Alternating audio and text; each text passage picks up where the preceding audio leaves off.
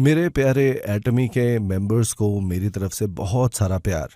तो आइए शुरू करते हैं Q&A session with president park, एक नए जज्बे, एक नए एनर्जी के साथ।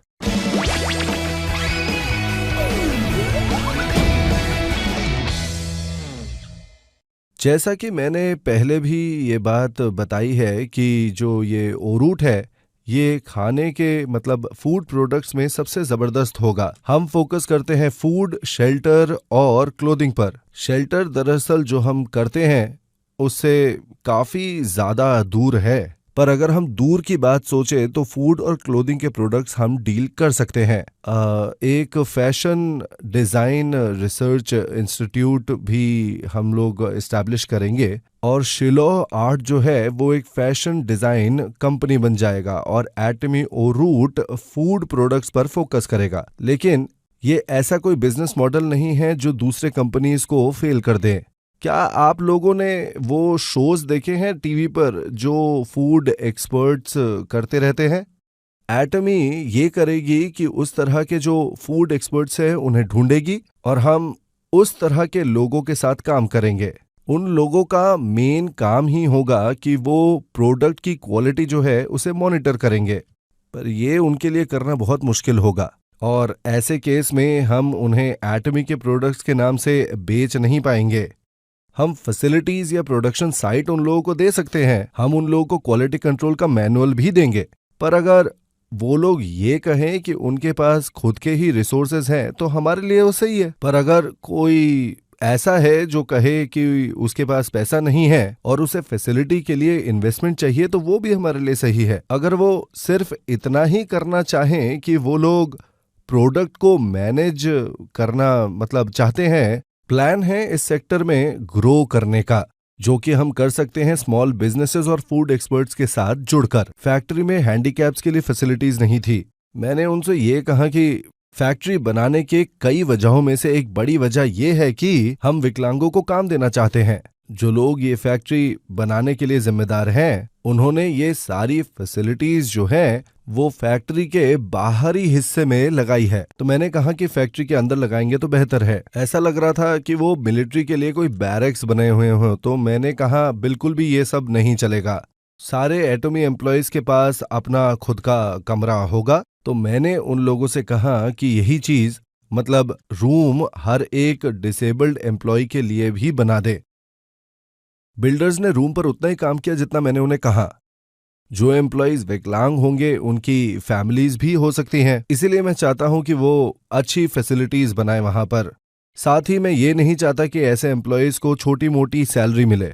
कभी कभी ये जो विकलांग एम्प्लॉयज होते हैं ये काफी काबिल होते हैं, इसीलिए हमें एक ऐसे सिस्टम को बनाने की जरूरत थी जिसमें विकलांग एम्प्लॉयज भी सफल हो सके और उनकी तनख्वाह जो है वो दूसरे एम्प्लॉयज जैसी ही हो। अगर हम ऐसा करते हैं तो विकलांग एम्प्लॉय सोचेंगे कि उन्हें भी सफलता हर हालत में जरूर मिलेगी और वो भी उनकी इन डिसेबिलिटीज के साथ। इंडिया से कुछ ऐसे प्रोडक्ट्स आते हैं जो वर्ल्ड क्लास हैं, जैसे कि अगर आप लोगों को मैं समझाऊं तो मतलब हल्दी जो है वो हम इंडिया से ले सकेंगे और दूसरे देशों में उसको बेच पाएंगे।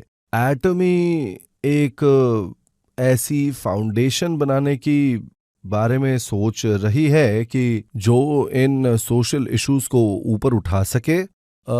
इस साल के शुरुआत से हम लोग कुछ ऑर्गेनाइजेशंस को सपोर्ट भी देने वाले हैं। ये कंपनी की जिम्मेदारी होगी कि इस तरह के कामों के वक्त वो मैनेजमेंट को हर तरह की संभव प्रोटेक्शन दे। हम एक संपूर्ण कंपनी है और ये हमारे लिए बहुत ही ज़्यादा ज़रूरी है। इसके साथ ही मैं प्लानिंग कर रहा हूँ एक ऐसे सिस्टम बनाने की जहाँ हमारा ये जो प्रॉफिट है वो हम वापस अपने इस समाज को दे सके।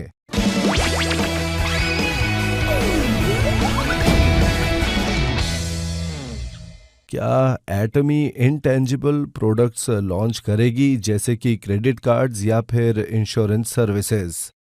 दरअसल मुझे ये सवाल बहुत ज़्यादा पूछा जाता है और ये जो सवाल है वो रॉयल क्लब मीटिंग के दौरान भी आगे आया था और वहाँ मैंने इसका जवाब भी दिया था।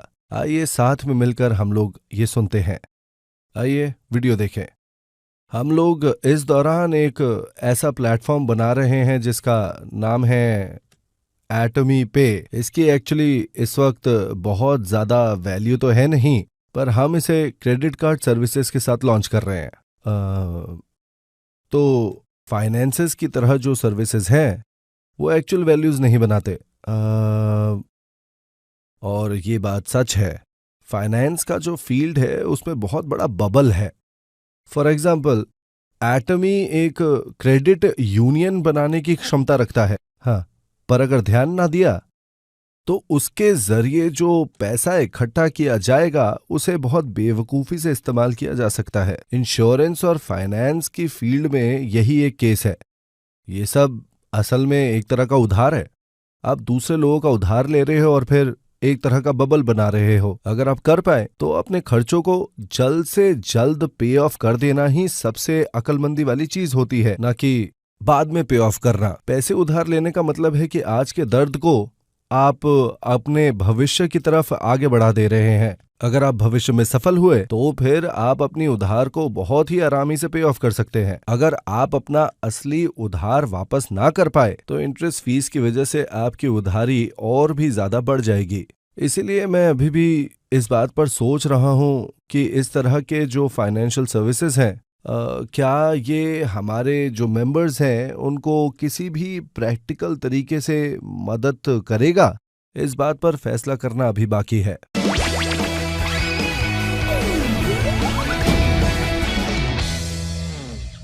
तो मैं उन सारी फैमिलीज को पहले से ही कॉन्ग्रेचुलेट करता हूं जिनके बच्चे ग्रेजुएट कर रहे हैं। मैं इन सारे बच्चों के सपनों को पूरा होते हुए तहे दिल से देखना चाहता हूं। Let's go.